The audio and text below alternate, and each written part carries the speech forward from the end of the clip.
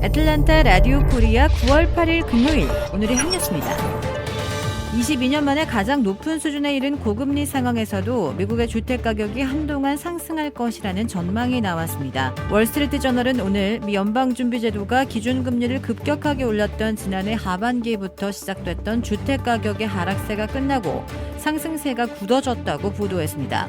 경제정보 분석업체인 펄스노믹스가 지난 3월 경제학자 100명을 대상으로 진행한 설문조사 결과 올해 미국의 주택가격이 2%가량 떨어질 것이라는 수치가 나왔었습니다. 그러나 8월에 실시된 펄스노믹스의 설문조사에서는 오히려 올해 미국의 주택가격이 3.3% 상승할 것이라는 결과가 나왔습니다. 미국에서 내 집을 갖고 있는 주택 소유자들이 담보 가치인 홈 에퀴티 총액이 30조 달러를 급증하면서 대거 꺼내 쓰고 있는 것으로 나타났습니다. 특히 홈 에퀴티에서 꺼내 쓸 수 있는 라인 오브 크레딧의 이자율이 10% 이하여서 신용카드의 절반에 그치자 이용자들이 급증해 올 2분기 현재 3,400억 달러로 1년 만에 210억 달러 늘어나는 것으로 뉴욕 연방은행이 집계했습니다. 유로화 등 엔화 대비 달러 가치를 나타내는 달러 인덱스가 최근 미국의 경제 지표 호조 등에 힘입어 지난해 3월 이후 처음으로 105대를 찍었습니다. 이런 달러 인덱스는 115에 근접했던 지난해 9월에는 못 미치지만 100 아래로 내려간 지난 7월 중순 저점 대비 5%가 넘게 오른 것입니다. 이런 달러화 강세는 미국의 지표 호조로 성장세 지속과 고금리 장기화에 대한 기대가 커진 데에 따른다는 평가가 나옵니다. 한편 중국 경제에 대한 우려 등으로 중국 역외 위안 달러 환율은 사상 최저 수준에 근접했습니다. 미국과 중국 간의 통화 정책 차이에 따른 금리차 확대와 중국 경제 전망 하향 등을 감안할 때 위안화 약세는 당분간은 이어질 수 있다는 관측입니다. 지난 4월 미국 의회에 재발의된 한국인 전용 전문직 취업비자 법안에 대한 상하원 의원들의 지지가 늘어나고 있습니다.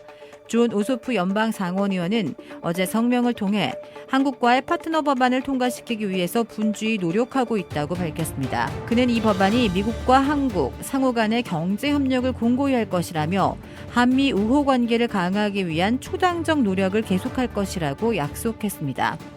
오소프 의원은 상원에서 친한파 의원 모임인 코리아 코커스 공동의장을 맡고 있습니다. 그의 지역구인 조지아주는 현대자동차 전기차 전용 공장을 비롯해 한화와 SK 배터리 공장 등 한국 기업의 투자가 잇따르고 있습니다. 이 법안은 전문 교육 기술을 보유한 한국 국적자에 미 정부가 연간 최대 15,000개의 전문직 취업 비자를 발급하도록 하는 것을 골자로 하고 있습니다. 이 법안이 통과되면 한국은 H-1B 비자 한도와 무관하게 연간 최대 15,000개의 전문직 비자 쿼터를 확보하게 됩니다. 지난 5일 질병통제예방센터 CDC가 남동부 전역의 호흡기 세포융합 바이러스인 RSV 증가에 대한 경보를 발표했습니다.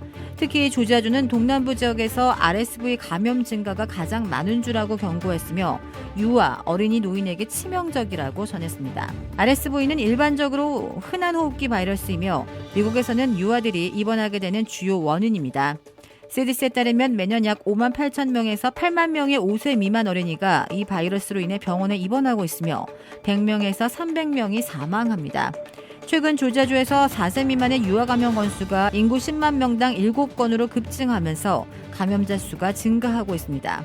현재 남동부 지역의 감염 사례 증가는 RSV가 코로나 이후 계절성으로 계속 이동하고 있음을 시사하며 향후 2개월에서 3개월 동안 전국적으로 증가할 수 있다는 신호일 수 있다고 전했습니다. 따라서 공중보건당국은 새로운 보호 조치인 백신을 승인했으며 이것이 올해 감염 예방에 도움이 될 수 있다고 전했습니다.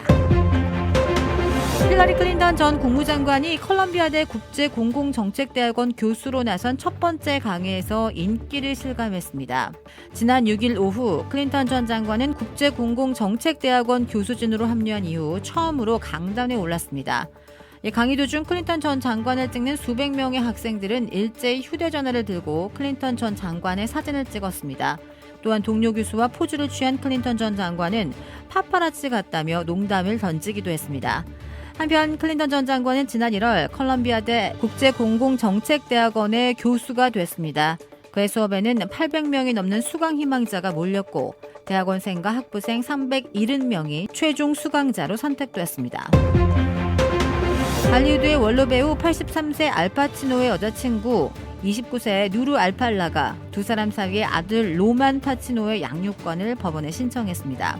어제 폭스뉴스 보도에 따르면 알팔라가 지난 6월 출산한 로만 파치노에 대한 법적인 권리는 함께 가지면서도 물리적으로는 아이를 단독으로 양육할 수 있는 권리를 요구했으며 알파치노에게는 아이를 방문할 수 있는 합당한 권리를 부여했다고 전했습니다.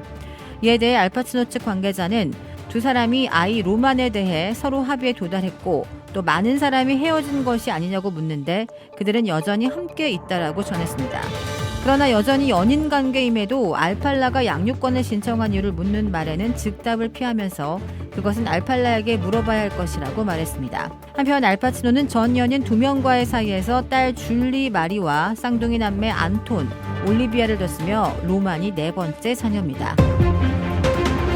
주택 구매뿐만 아니라 커머셜, 웨어하우스, 비즈니스 건물까지 부동산계의 큰손 이주환 부동산. 크레딧 카드 빚 최대 80%까지 탕감. 크레딧은 지켜드리고 빚은 줄여드리는 오스리 컨설팅이 오늘의 한 뉴스를 후원합니다.